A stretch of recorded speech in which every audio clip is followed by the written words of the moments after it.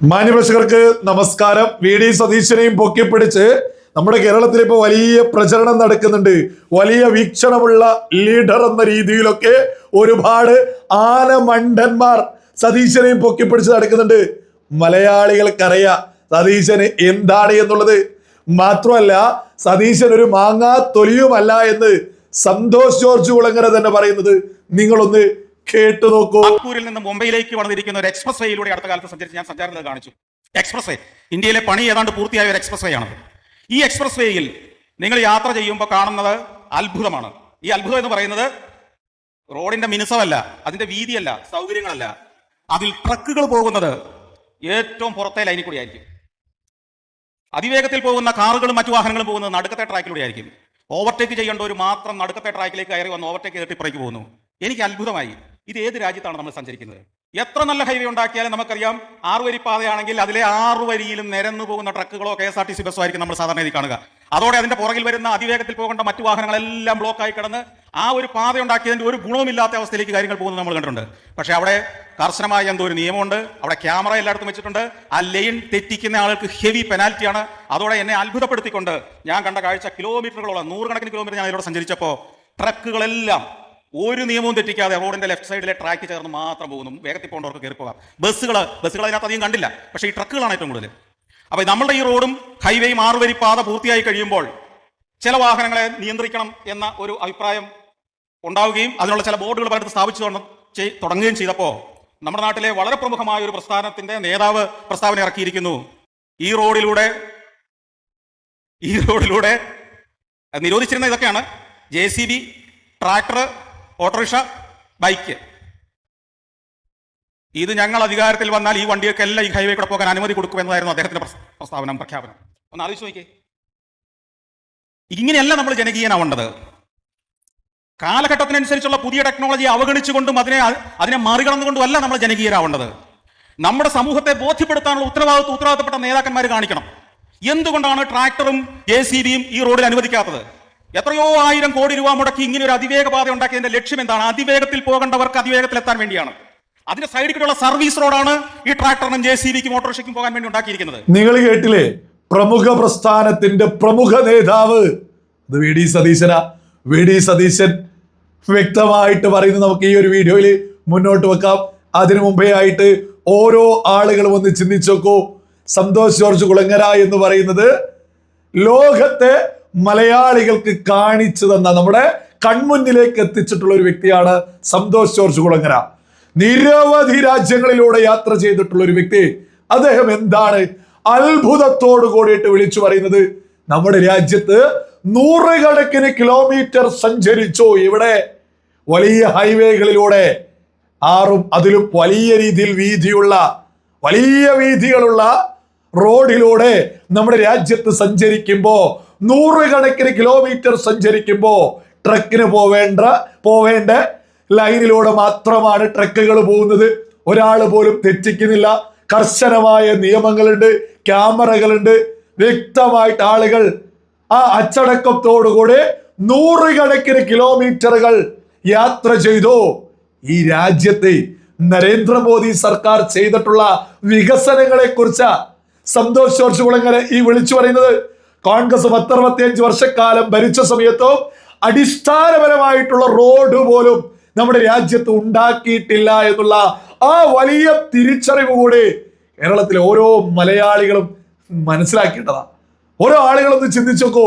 100 കണക്കിന് കിലോമീറ്ററുകൾ വലിയ റോഡുകളിൽ, വലിയ ഹൈവേയിൽ, ഒരുപാട് ലൈനുകളുള്ള എത്ര സുന്ദരമായിട്ടാണ് അദ്ദേഹം എടുത്തു പറയുന്നത്. അതേപോലെ തന്നെ നമ്മുടെ കേരളത്തിൽ 6 വരി പാത പണി പൂർത്തിയാവുന്ന സമയത്ത് കേരളത്തിൽ ഇന്ന വാഹനങ്ങൾ വേണ്ട എന്ന് പറയുമ്പോഴേക്ക് ചാടി വീണിട്ടുണ്ട്. ആര്?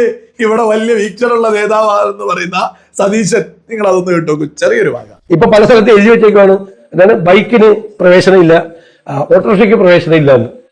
അപ്പൊ ഈ ബൈക്കുകാരന്റെയും ഓട്ടോറിക്ഷക്കാരന്റെയും കാശ് മേടിച്ചിട്ടാണ് ഇപ്പൊ പണിതേക്കുന്നത്. അവൻ അടിച്ചേക്കുന്ന പെട്രോളിനും മേടിച്ചിട്ടുണ്ട് ഈ 18 രൂപ. മനസ്സിലായേ? അങ്ങനെ ചെയ്ത പൈസയാണിത്, അല്ലാതെ ആരും കൊണ്ടുവന്നും കൂടെ ഇറക്കിയൊന്നുമല്ല. നിങ്ങൾ കേട്ടില്ലേ? സാധാരണ ഇത് കമ്മ്യൂണിസ്റ്റുകാരായിരുന്നു ഈ ശൈലിയിൽ രംഗത്ത് ഇറങ്ങാറുള്ളത്. അതായത് കമ്പ്യൂട്ടർ വന്ന സമയത്ത് തന്നെ ഇവിടെ ജോലി പോവോ എന്നായിരുന്നു മുറവിളി ഉണ്ടായിരുന്നത്. വലിയ രീതിയിൽ സമരം. ഇപ്പൊ കമ്മ്യൂണിസ്റ്റിന്റെ ആ രീതിയിലുള്ള സകല കാര്യങ്ങൾ ഇപ്പൊ ഏറ്റെടുത്തിരിക്കുന്നത് സതീശൻ എന്താ പറയുന്നത്? രാജ്യത്തെ എല്ലാ നികുതി പണം കൊണ്ട് തന്നെയാണ് ഉണ്ടാക്കുന്നത്. സർവീസ് റോഡ് ഉണ്ട്. ഈ പറയുന്ന വാഹനങ്ങൾക്ക് ഓടാൻ കൃത്യമായ സ്ഥല സൗകര്യങ്ങളുണ്ട്. അല്ലാതെ ആരോട് ഓടണ്ട എന്നല്ല പറയുന്നത്. ഇത് നമ്മുടെ രാജ്യത്ത് മാത്രമല്ല, ലോകത്തെല്ലാ രാജ്യങ്ങളിലും ഗൾഫ് രാജ്യങ്ങളിലുള്ള ആളുകൾക്ക് ഗൾഫ് രാജ്യങ്ങളിലെ ആ റോഡുമായി ബന്ധപ്പെട്ടുള്ള കാര്യങ്ങളൊന്ന് ചിന്തിച്ചാൽ ലളിതമായിട്ട് മനസ്സിലാക്കാൻ സാധിക്കും. യൂറോപ്യൻ രാജ്യങ്ങളിൽ, ലാറ്റിൻ അമേരിക്കൻ രാജ്യങ്ങളിൽ, ഏത് രാജ്യങ്ങൾ എടുത്തു നോക്കിയാലും അവിടെ ഇതേപോലെ തന്നെയാണ്. സർവീസ് റോഡുകളുണ്ട്, പ്രത്യേകമായിട്ട് ട്രക്കുകൾ ഓടേണ്ട ട്രാക്കുകളുണ്ട്. അപ്പോ സകല ആളുകൾ തിരിച്ചറിയാം, ലോക നിലവാരത്തിലേക്ക്, അന്താരാഷ്ട്ര നിലവാരത്തിലേക്ക് നമ്മുടെ റോഡുകളെ പോലും കേന്ദ്ര സർക്കാർ കൊണ്ടുവരുമ്പോ കോൺഗ്രസ്സുകാർ രംഗത്തെത്തിയിട്ട് പറയാണ്, ഓ ഇത് സാധാരണക്കാരുടെ പണം.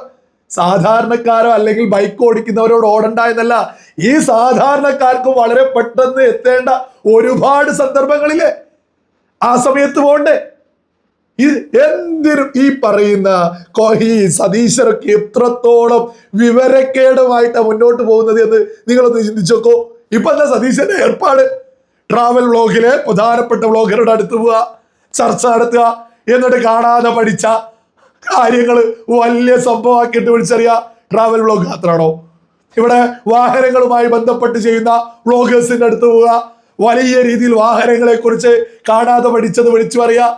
ഇനി ഇത് മാത്രമാണോ? ട്രേഡിംഗ് ഒക്കെയായി ബന്ധപ്പെട്ടുള്ള വ്ളോഗേഴ്സിന്റെ അടുത്ത് പോവുക, എന്നിട്ട് സതീശൻ വലിയ സംഭവമായിട്ട് ഓരോന്ന് വിളിച്ചറിയാ. സതീശൻ എന്തോ വലിയ സംഭവമാണ് എന്ന് വരുത്തി തീർക്കാൻ ഇപ്പൊ കേരളത്തിൽ വലിയ രീതിയിൽ പ്രചരണം നടക്കുന്നുണ്ട്. പ്രത്യേകിച്ച് ഞങ്ങൾ ഇവിടെ മുന്നോട്ട് വീക്ഷണത്തെ കുറിച്ച്, കേരളത്തെ എങ്ങനെ കൊണ്ടുപോകും എന്നൊക്കെ പറഞ്ഞത് കൊണ്ടാണ് ജയിക്കുക എന്നൊക്കെ വിളിച്ചു പറഞ്ഞ് ഒരു പ്രചരണം, ഒരു കണ്ണപ്പടിയിലാണിപ്പോ നടക്കുന്നത്. ഇയാൾക്കൊന്നും ഒരു ബോധവും വിവരവും ഇല്ല എന്നുള്ളത് സന്തോഷ് ജോർജ് കുളങ്ങര തന്നെ വ്യക്തമായിട്ട് വിളിച്ചു പറഞ്ഞിരിക്കുന്നു. UDF അഥവാ അധികാരത്തിലെത്തുകയാണെങ്കിൽ ഒരൊറ്റ കാരണമേ ഉള്ളൂ. ജമാഅത്തെ ഇസ്ലാമി മുതൽ, മുസ്ലിം ലീഗ് മുതൽ, PFI മുതൽ, SDPI മുതൽ ഇവർ ഒരുമിച്ച് കോൺഗ്രസിനെ പിന്തുണയ്ക്കുന്നത് കൊണ്ട്, ആ ഒരൊറ്റ കാരണം കൊണ്ടല്ലാതെ കേരളത്തിൽ ഒരിക്കലും UDF അധികാരത്തിലൊന്നും വരാൻ പോകുന്നില്ല. സതീശനും ആ യാഥാർത്ഥ്യമൊക്കെ അറിയാം. പക്ഷെ പോടി നടക്കുക, എന്തോ വിവരമുണ്ട് എന്ന ഒരു ഗിമ്മിക്ക് കാണിക്കാൻ. എന്നിട്ട് ഇതൊക്കെ പറഞ്ഞിട്ടാണ് നിങ്ങൾ ജയിക്കുകയാണെങ്കിൽ പച്ച വർഗീയതയെ പ്രേരിപ്പിച്ച് ജമാഅത്തെ ഇസ്ലാമിയെ പോലും അവർ വർഗീയവാദികളല്ല എന്ന് പൊതുസമൂഹത്തോട് വിളിച്ചു പറഞ്ഞ് ഈ വർഗീയവാദികളെ പോലും വെളുപ്പിക്കുന്നത് കൊണ്ട്, ആ ഒരു കാരണം കൊണ്ടല്ലാതെ സതീശനൊന്നും ഇവിടെ ഈ വർഗീയത പറയാതെ സതീശനൊന്നും ഒരു വോട്ട് ഇവിടെ കിട്ടൂല. കാരണം ബുദ്ധി എന്ന് പറഞ്ഞത് അയലത്ത് കൂടെ പോയിട്ടില്ല. കാരണം എന്താ? സന്തോഷ് ജോർജ് കുളങ്ങര തന്നെ പറഞ്ഞില്ലേ, ലോകത്തെ പ്രധാനപ്പെട്ട വികസനങ്ങൾ ഇവിടെ കേന്ദ്ര സർക്കാർ നടപ്പിലാക്കുമ്പോ ലോക നിലവാരത്തിലേക്ക് നമ്മുടെ റോഡുകളേക്ക് എത്തിക്കുന്ന സമയത്ത് അതിന് പോലും മുടക്ക് പറയുന്നുണ്ടെങ്കിൽ, പണ്ടത്തെ കമ്പ്യൂട്ടറിന് എതിരെ സമരം ചെയ്ത കമ്മ്യൂണിസ്റ്റ് നിലപാടുമായിട്ട് സതീശനൊക്കെ മുന്നോട്ട് പോവുകയാണെങ്കിൽ എത്ര മൊണ്ണത്തരമാണ് ഇയാളൊക്കെ മുഖ്യമന്ത്രിയാൽ ഇവിടെ നടക്കുക എന്നുള്ളതും സകല ആളുകളും ഗൗരവത്തിൽ തന്നെ ചിന്തിക്കുക.